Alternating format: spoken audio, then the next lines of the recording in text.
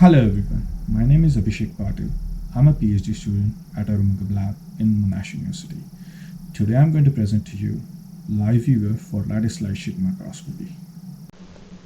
In our lab, we use Lattice LightSheet microscopy technique to study intercellular activities like endosomal trafficking, microtubule, mitochondria, membrane ruffles to say a few. Regular Lattice LightSheet imaging cycle looks something like this. Capture the images. These images are captured on an oblique angle. That makes it difficult to monitor processes like photo bleaching, out of focus signals, misalignments, and the biological artifacts. Yeah. To visualize what has actually been captured, we first have to deskew these images and then visualize it. Then we can take a decision whether to repeat the experiment or go for analysis. This whole cycle takes multiple days. To reduce this cycle to a, to a single day, we decided to come up with a new Lattice LightSheet imaging cycle where we can acquire the images, and while acquiring we should be able to visualize them on the fly.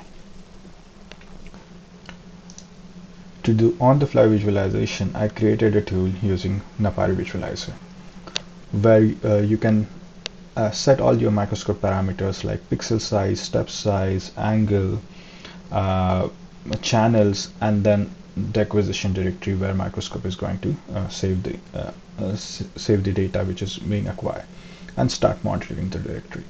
What it does is it first loads all the already acquired images into Napari array, and then as the new files start arriving, uh, start adding it to Napari array so that we can see all the files as they arrive.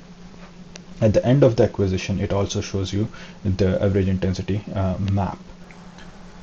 Because the visualization is happening on the fly, we get to see whether the data is in focus or not, whether there are any biological artifacts, or it is photo bleaching or not.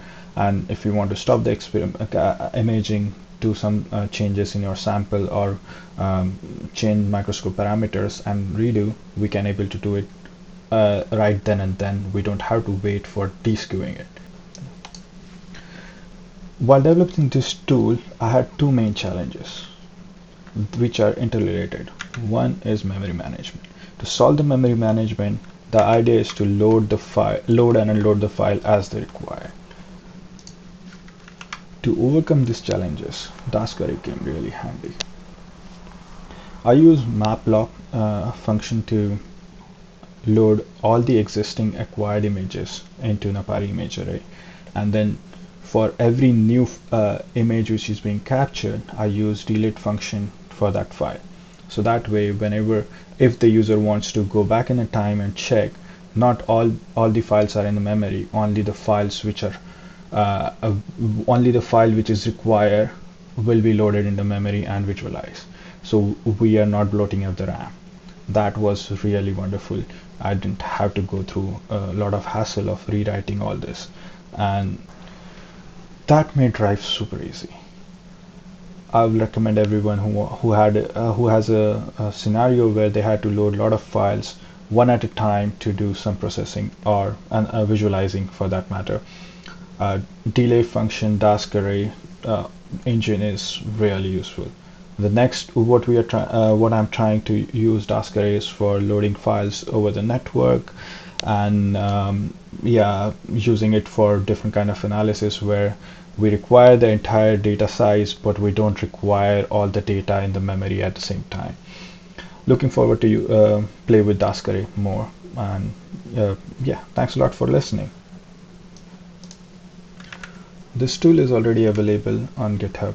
You can go ahead and download it and use it. We appreciate your feedback. There are already few collaborators who are using in their lab and giving us their feedback. If you have any doubt, any questions, you can hit me on my email or Twitter or GitHub. Having said that, I would like to thank all my lab members, my supervisors, for their support, and Team Napari and Team Task for wonderful projects. Thanks a lot.